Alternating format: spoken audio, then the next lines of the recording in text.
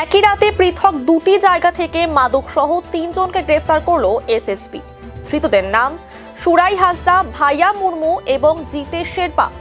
জিতেশ শেরপা নেপালের বাসিন্দা এবং বাকি দুজন খড়িবাড়ির বাসিন্দা।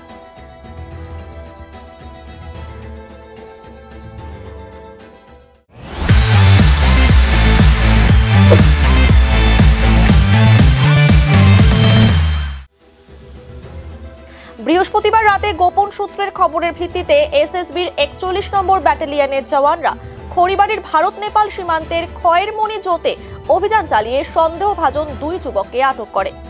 এরপর তল্লাশি চালিয়ে তাদের কাছ থেকে উদ্ধার হয় ২০০ গ্রাম ব্রাউন সুগার। এরপরই গ্রেফতার করা হয় দুজনকে। অন্যদিকে খড়িবাড়ির দুধগেট এলাকা থেকে ৯৬ গ্রাম ব্রাউন সুগার সহ এক যুবককে আটক করে এসএসবি। ধৃত ৩ যুবককে খড়িবাড়ি থানার হাতে তুলে দেয় এসএসপি। ধৃতদের আজ শিলিগুড়ি আদালতে পাঠানো হয়েছে। গোটা ঘটনার তদন্তে পুলিশ।